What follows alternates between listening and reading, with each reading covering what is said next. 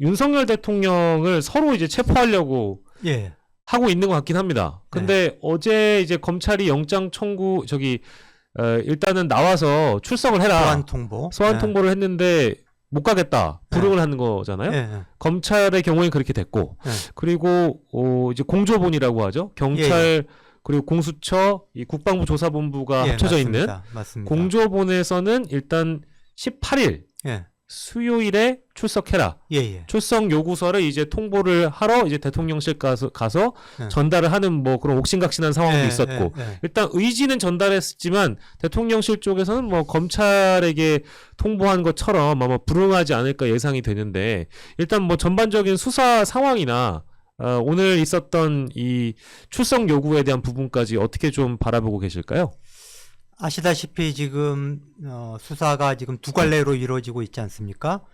검찰이 구성한 특별수사본부가 있고, 박세현 서울고검장이 본부장이죠. 네. 그 한동훈 국민의힘 당대표 오늘 이제 사퇴했습니다만 현대고등학교 2년 후배, 또 서울대 법대 후배.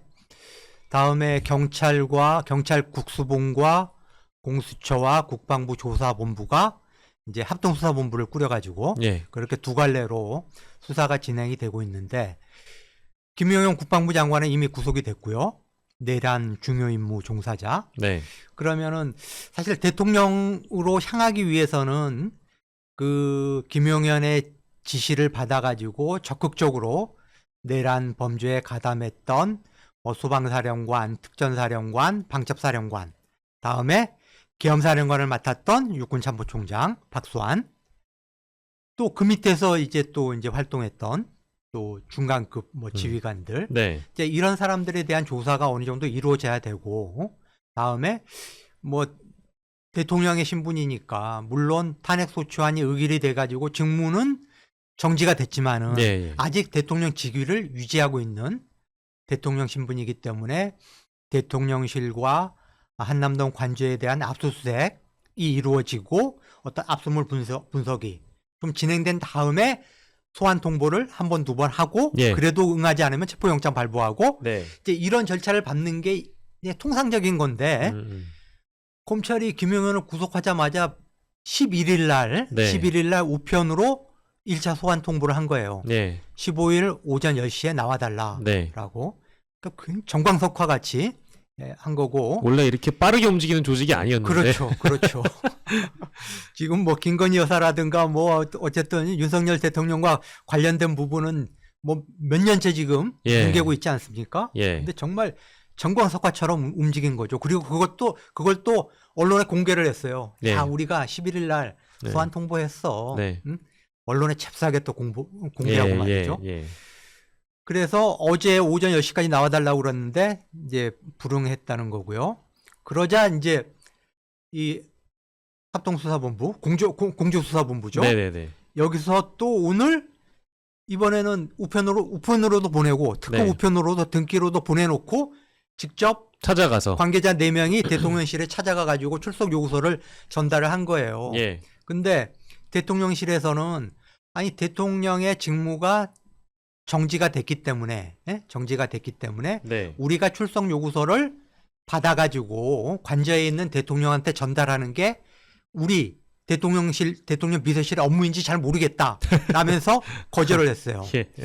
근데 모르겠습니다. 지금 대통령 권한은 한덕수 총리한테 가 있고 대통령 비서실이나 대통령 국가안보실이 모두 한덕수 대통령 권한 대행의 지휘를 받는 거거든요. 그 업무를 보좌하게 돼 있거든요. 그거는 맞아요, 사실. 그거는 맞지만은 뭐 이것까지 거절할 명분은 안 되는 것 같은데, 어쨌든 공조본에서는 그래도 아직 대통령 직위가 유지가 되고 있는 상황이니까 대통령을 위한, 윤석열을 위한 최소한의 비서 업무는 수행하리라 보고 거기에 전달한 거다. 그런데 너희가 이제 못 받겠다고 그러니까 직접 들고 관저로 가겠다고 그래서 지금 관저로 향했어요.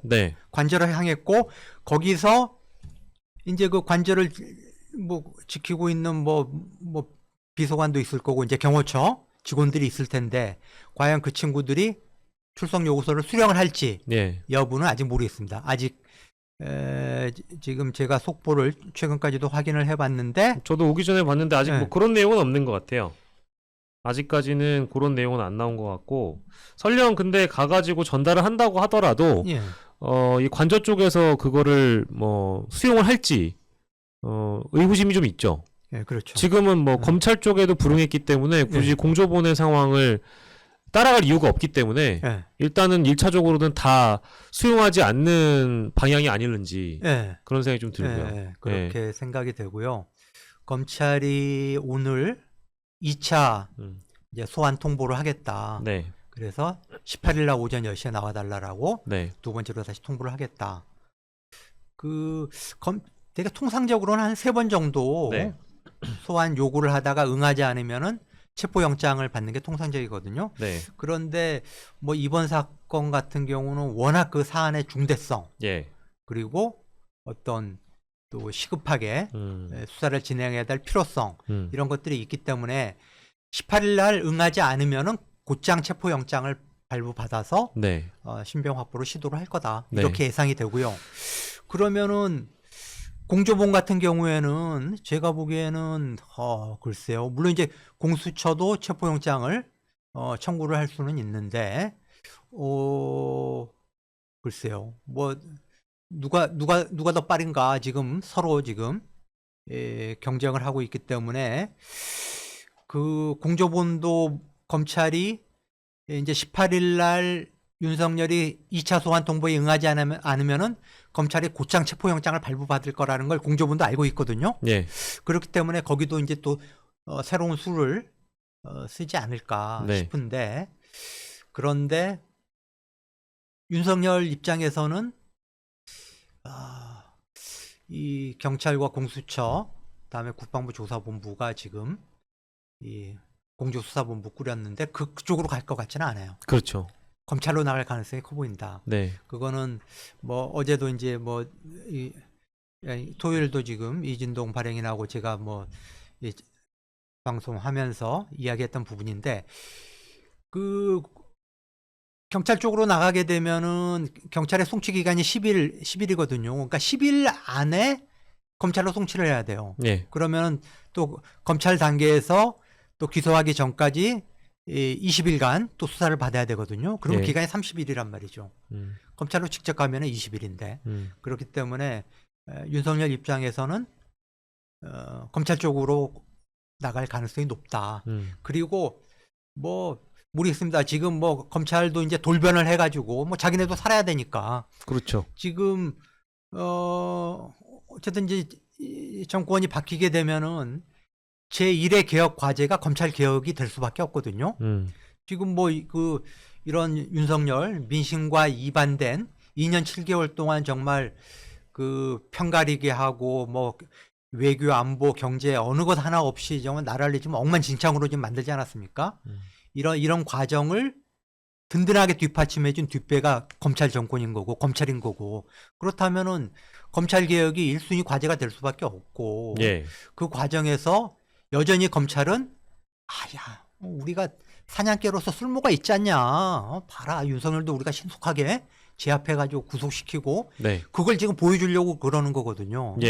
그러는 거기 때문에 그렇지만 하여튼 윤석열 입장에서는 어쨌든 자기 친정이고 그동안 자기를 지켜줬던 든든한 뒷배였기 때문에 그래도 경찰 쪽으로 가는 것보다는 심정적으로 검찰을 향하지 않을까 이렇게 좀 예상이 됩니다. 근데 이 수사 관할권이라는 것도 있고 재판 관할권이라는 것도 있고 이제 관할이 어디냐를 두고 생각을 해보면 사실 검찰은 내란죄를 수사할 수 있는 권한이 법적으로는 없으니까 법적 근거가 없으니까 지금 직권남용을 수사하는 방식으로 수사를 하다가 내란 음모 혐의가 이제 포착이 됐다라는 방식으로 이제 이 내란의 수뇌부들을 다 지금 신병 확보를 해가는 과정인데 최근에 이제 어제자였던 것 같아요. 어제였나 그제였나 추미애 의원실에서 이제 문건 하나를 공개하고 언론사에 좀 배포를 하면서 어떤 내용을 공개했냐면 이 12.3 비상계엄 사태에 검찰이 개입한 정황이 있다.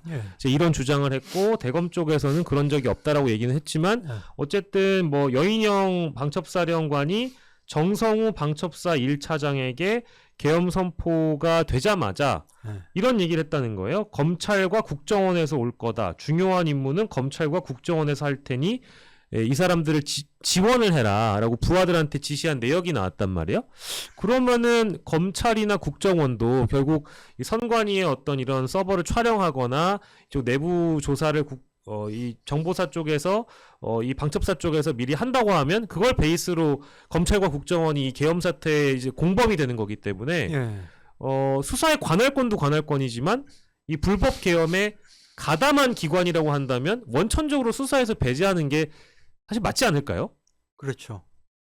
근데 어쨌든 그 부분은 확인된 건 아니지 않습니까? 그렇죠. 뭐 주장입니다. 더불어민주당의 추미애 의원이 이제 문건을 가지고 주장을 한 거고요. 박성재 법무부 장관이 지금 탄핵 소추안이 의결이 돼가지고 직무가 정지되지 않았습니까? 네. 그리고 3일날 저녁에 윤석열이 비상계엄을 선포하고 4일날 새벽에 국회에 의해서 비상계엄안이 해제가 됐고 그런데 그 4일날 저녁에 윤석열이 주재한 술자리에 박성재 법무부 장관도 지금 참석한 걸로 돼 있고 그 이전에도 일정 부분 역할을 맡았을 가능성이 저는 있다고 보이거든요. 그렇다면은 뭐 지금 검찰에는 뭐 윤석열 라인도 있고 한동훈 라인도 있고 다음에 민정수석이 전 대검차장 김주현 아닙니까? 이렇게 그런 또 김주현이 결국은 뭐 윤석열과 협의를 해가지고 박성재를 법무부 장관으로 임명을 한 거고. 그렇기 때문에 뭐 심우정 검찰총장도 마찬가지죠. 그렇기 때문에 이게 검찰 차원에서 뭐 조직적으로 내란에 뭐 가담했다. 이거는 사실 현실성이 떨어지는 거지만은 몇몇 정말 자기 오른팔 왼팔 역할을 하는 검찰 내 인맥을 동원해 가지고 사전에 어떤 법률적인 검토라든가 뭐 이런 부분들 그리고 내란이 성공했을 때 어떤 체포한 야당 지도자라든가 언론인이라든가 어떤 이런 사람들에 대한 어떤 뭐 수사 이런 부분에 대한 어떤 시나리오를 짰을 가능성은 개연성은 있어 보인다.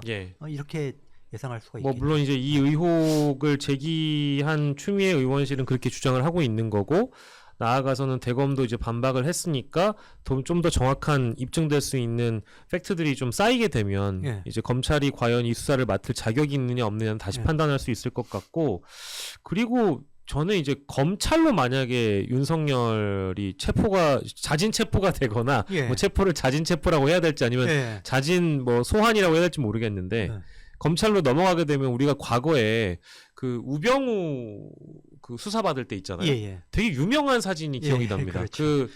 팔짱 끼고 뒤로 기대서 검찰 후배들이 조사하는 그 당시의 장면이 국민한테 충격을 좀 줬잖아요. 그렇죠. 물론 친정이니까 친정에 있는 수석을 친정 출신인 수석을 얼마나 잘 조사할 건지 기대도 안 했지만 그때 조선일보가 그때 그 사진 찍어가지고 상도 받았고 그랬단 말이에요. 그 기자가. 맞아요.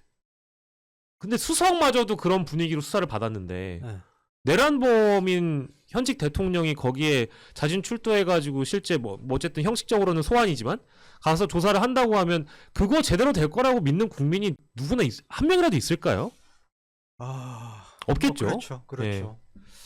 근데 뭐 당연히 검찰에서는 뭐 최대한 하여튼 애우를 해주면서 조심스럽게 수사를 하겠죠. 조심스럽게 수사를 하겠지만은 어쨌든 대외적으로 포장은 검찰이 이거는 너무나 명백한 그 범죄 행위고 제가 보기에 뭐 이따가 이제 다루겠지만은 헌재에서 저는 탄핵이 인용될 가능성이 거의 100%라고 보거든요. 저도 그렇습니다. 그렇기 때문에 검찰 입장에서는 이거는 굉장히 단호한 그런 대외적으로는 그렇게 발표를 할 겁니다.